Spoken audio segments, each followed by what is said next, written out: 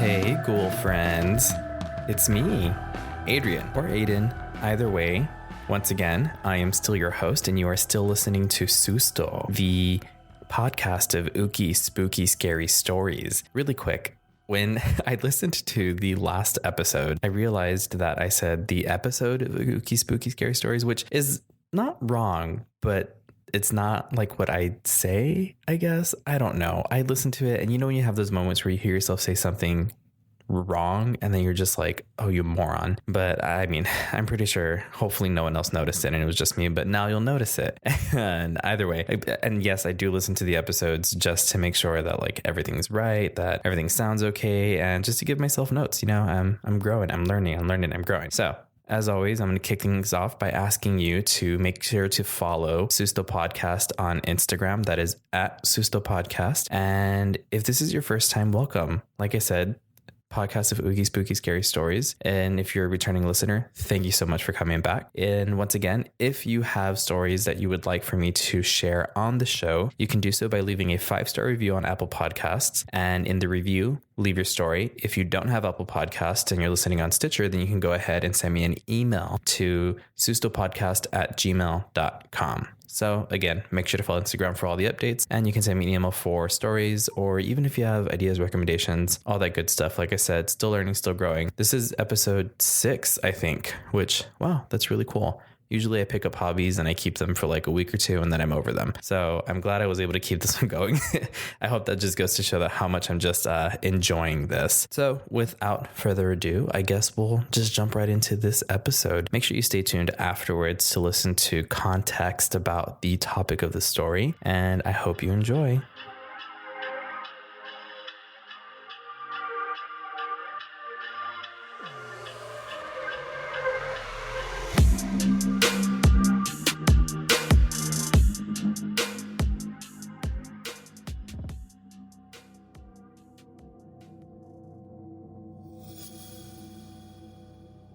At night in South Texas, especially under a big moon, things start moving. Deer begin grazing, coarse-haired feral hogs emerge from the brush to steal corn from game feeders on the big ranchos. Rattlesnakes slide from their lair, the sensors on their arrowhead-shaped heads looking for warm meat. And sometimes, an owl spreads its wide wings and flies from its roost looking for prey. But some people along the border believe that owls are more than big-eyed night feeders. According to Mexican folklore, a lechuza is an old witch, or bruja, who can turn herself into a monstrous black bird with the body of an owl and the face of a woman. Lechuza is Spanish for owl. They prey on people who they think have done them wrong or steal children to use in their rituals. Some say the Lechuza has sold her soul to the devil in order to gain her powers. However, there are people who do not respect the capabilities of the Lechuza. People like Ricardo. One summer night, Ricardo and his friends were enjoying a late-night barbecue in the alley behind his house. The grill was filled with various meats and veggies, and the beer was ice cold. In the middle of a rowdy conversation, they all heard it. A screech that came from above. To their surprise, flying overhead was a bird, a giant bird, an owl. Having heard the stories, one of Ricardo's friends, Silvia, said, "I'm not messing with that," and promptly retreated into the house. Ricardo scoffed and proclaimed, "I'm not scared of some silly bird." As he turned back up to get another look, he saw that the Lechuza was now perched on a nearby light post. The glow on its face was very faint, so he couldn't see it well, but he could have sworn the bird had a woman's face. Just as Ricardo squinted and took a step closer, the bird leapt from the post, spread its enormous wings, and took off into the night.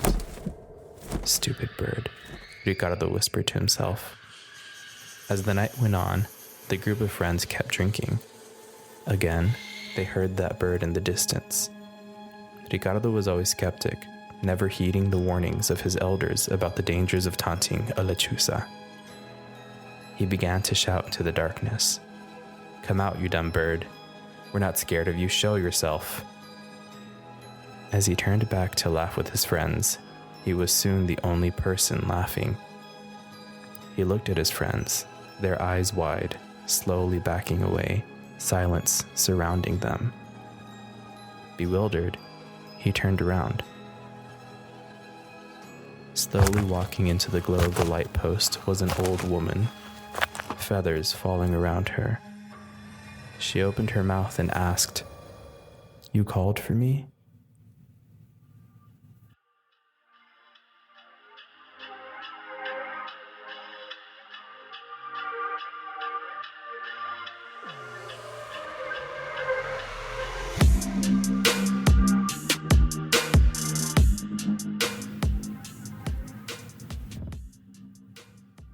All right, that one was a fun one. And really quick, before I continue on to context and all that good stuff, I just want to credit that I pieced this story together from the website truehorrorstoriesoftexas.com, which I think I've used before. Thanks you all so much. Also, I used the website scaryforkids.com. That one, it had a little bit of stuff on there that I was able to use, and it seemed like a really cute website. I might explore that a little bit more later. Also, a variation of this story, or like, I guess like the base of this story that I used, was from a story that one of my friends, Alejandra, told me. So Alejandra, if you're listening, thank you so much. And I hope you enjoyed this rendition of the story that you told me. And I also want to share with you all, before I dive into some of the context that I brought for you, was an experience that I had with what I believe it was an experience with Lechuza. So in the house that I used to live in, my bedroom was at the like front left corner of the house, and there was windows on like two of the walls, because it's the corner of the house, right? So these two big windows. One of the windows faced the backyard, kind of like the fence that would like lead off to the backyard, and then the other window was on the other side of that fence, so faced the front yard. And there was like I think it was like an aloe vera plant and just some flower beds around there. And so we used to have these dogs where we didn't like really own these dogs, but they were stray dogs that we would like feed, and they would hang out in our yard. So they were just like always there. I stayed up late and I was just watching TV in my room, and all of a sudden I heard one of the dogs like barking outside in front. And I mean, it's kind of a small town, and people would walk around at like all hours of the night, which always kind of freaked me out, because it's like you never know what people are up to. But anyway, I was like, okay, maybe it's just someone passing by. And then it sounded like the dog was like growling and barking like near the window, which to me, I was like, okay, that's weird, because I could understand them barking like in the driveway near the street where the fence is, like if someone's passing by, but why would they be standing outside of my window doing that? So I was like a little creeped out, but I kind of let it go. And then I heard the dog whimper and like run away. And that's when I was like, oh gosh, I was like, what is out there? And I thought maybe like, okay, maybe it's a tacuache or like another animal that it was fighting with. So I was like, let me just check. And so I was going to pull the blinds down, and literally like my bed was in the corner of the room where those two windows like almost met. And so I was laying down facing the TV, and the window facing the front yard was behind me. So I rolled over so that I could pull the blinds down, and literally like right when my fingertip touched the blind, I just heard a ooh, ooh. And I just got ugly chills. The part that freaked me out the most, and I think would have freaked anybody out, is that it sounded like a person making that noise. You know, it wasn't even like a hoo-hoo, like an animal. It was like, it sounded like a person's voice imitating an owl. And I literally just like froze and was just like staring at the blinds. Thank God they were closed, because if they were open and I was able to see what is out there, I don't know what I would have done. But I literally just froze, and it did that like 2 or 3 more times. And I was just completely frozen. Like all my hair was standing on end on my body. And I was just like, I did not know what to do. And so finally like quieted down, and the TV was still on, mind you. So this thing was like loud. And so I literally just like rolled back over, and I left the TV on, and I covered myself. And I was like, I'm not going to explore this anymore. I'm just going to hope it doesn't happen again. And somehow I was able to fall asleep. I know I stayed up for a while after that, and I eventually was able to fall asleep. And I remember telling my mom the next day, and I was like super freaked out. And she was like, oh, it was Lechuza. Like it was no big deal to her. And I explained to her, I was like, no, but it sounded like a person. And she was like, yeah, it was probably a Lechuza. So I still don't know how the hell she was so calm about it, but literally like I wanted to like just disappear in that moment. So anyway, so a website that I found when I was doing some like looking for some research, some historical context for this was this on this website called Thought Catalog.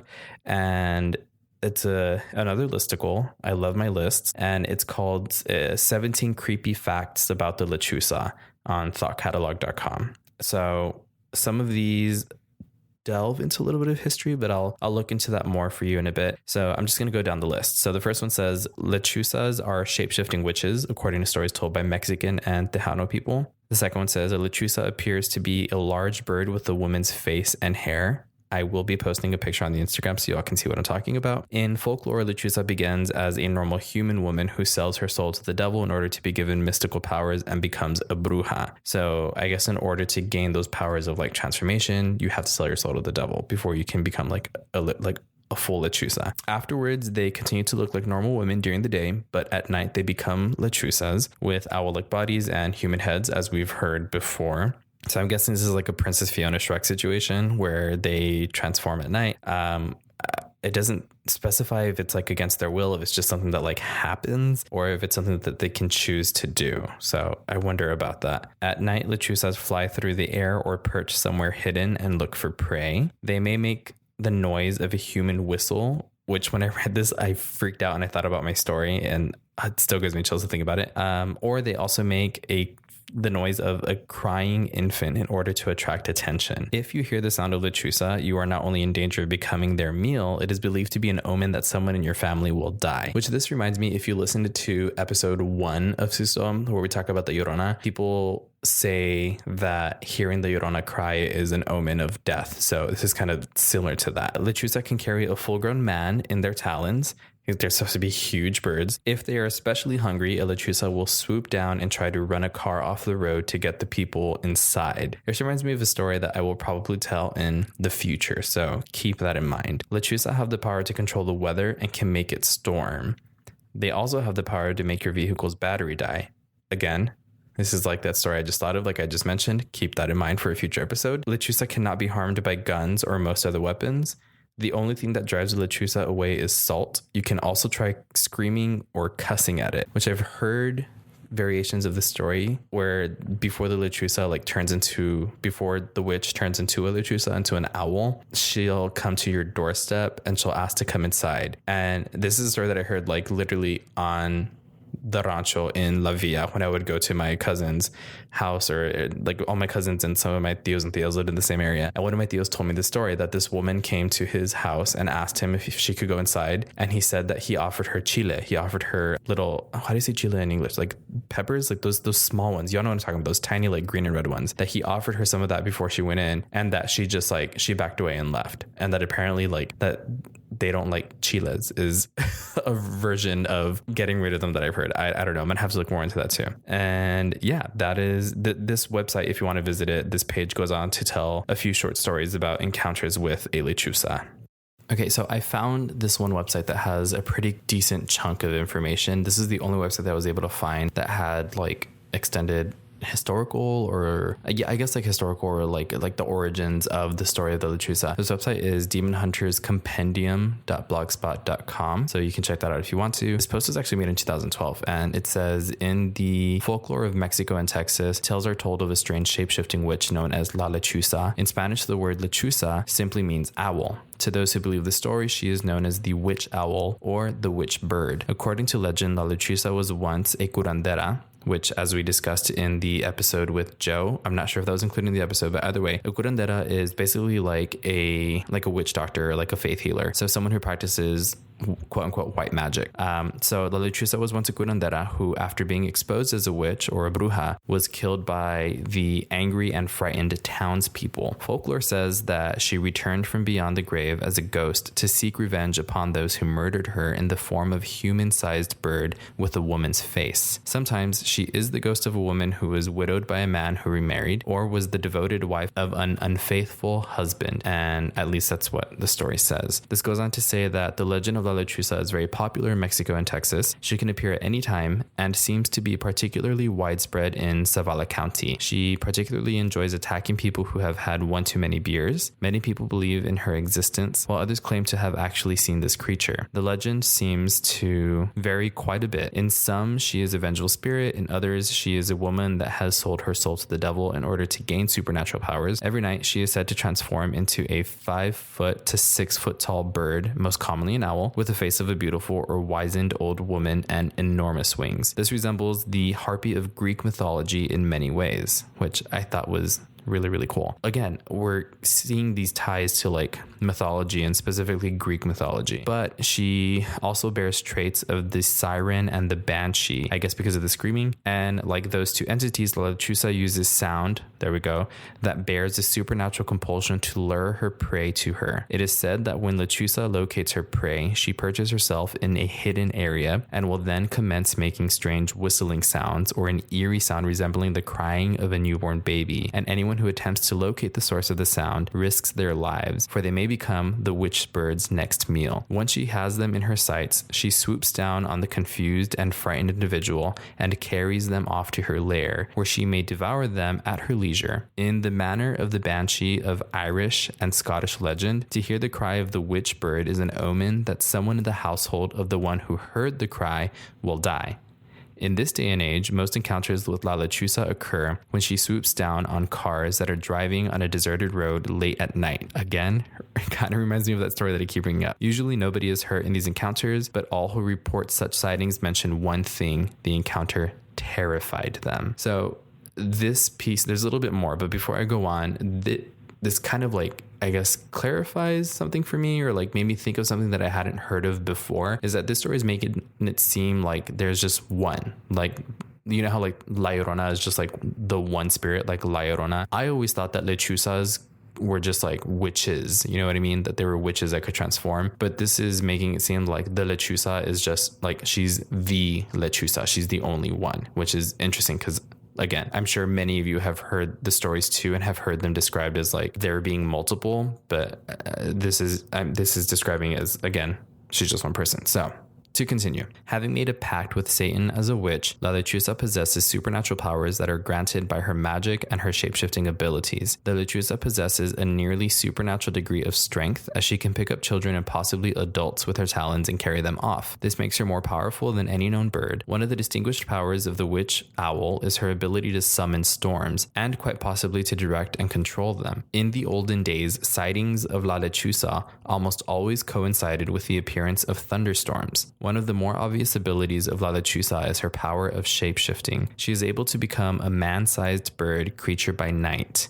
However, it is unknown if she is able to take the form of other birds or if she is only limited to becoming an owl, although some legends do tell of her becoming an eagle. Furthermore, as mentioned previously, she can disguise her voice to make it sound like a crying infant's in order to draw human prey closer. It is said that La Lechuza is immortal and that mere bullets and forged steel cannot harm her. Honestly, go off, girl. Like, I'm kind of rooting for her at this point. Other legends of the witch bird beg to differ. According to these tidbits of folklore, La Lechuza can be killed or warded off. Like most creatures that serve the darkness, the Lechuza hates salt, which is renowned for its purity. An unbroken line or circle of salt should ward her off. Either table salt or sea salt will work, but it must be free of any impurities like iodide. So I guess maybe not like grocery store salt, or I'm sure you could find iodide-free salt. Anyway, saying the Hail Mary backwards in Spanish, well, I don't even think I could say the Hail Mary any more regular in English, but saying it backwards in Spanish apparently will cause her to flee. Cussing at the creature in Spanish will also drive the witch bird away, which that,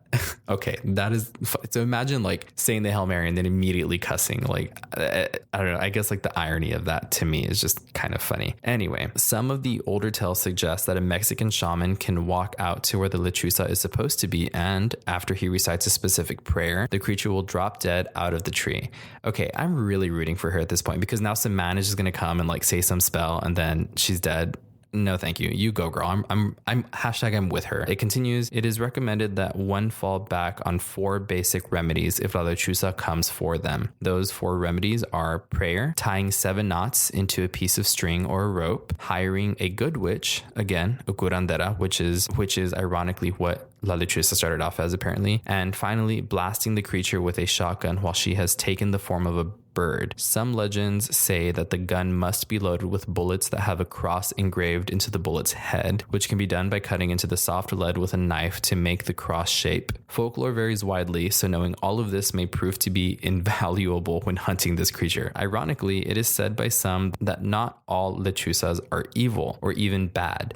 Which again, I've heard this too. I heard that there's like a difference in color, that like there's white lechuzas and then there's like brown or like black lechuzas, and that one of them's supposed to be good, one of them's supposed to be evil, but I don't know. Again, this continues. Some only go after those who have done harm to others, but as the people of the border say, las lechuzas por regular no son peligrosas. What does that mean? Apparently it means that la lechuza is not dangerous normally. So this is a really, really cool blog post that had a lot more information than I was able to find in like other places. I'm going to read the acknowledgements on this blog post too, because they did a good job of putting this all together. In the acknowledgements, they say that they would like to thank their good friend Jaime Gallinar, aka Cryptid Hunter, for introducing them to this strange creature the other day. Apparently, Jaime provided resources information for this blogger when they needed it. They said, "Thanks, Jaime. I owe you one, man." So Jaime, if you're listening, first of all, thanks and share this podcast, but also your friend gave you a cool shout out on this blog post. I don't see a name on here, but again, the blog is called The Demon Hunter's Compendium.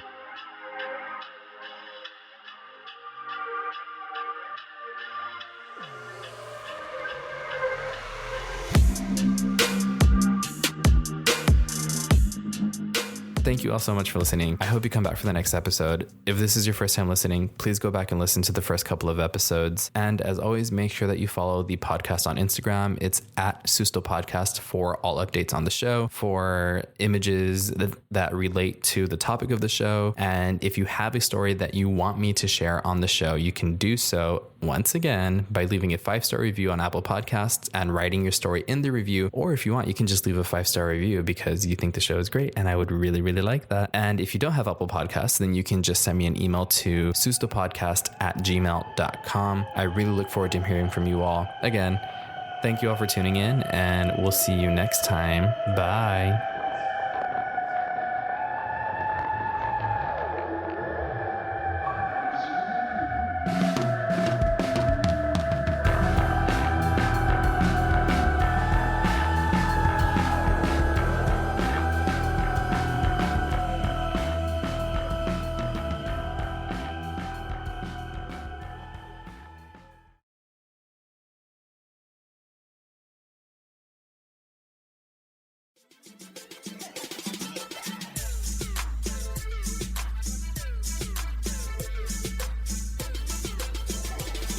This is a Neta podcast.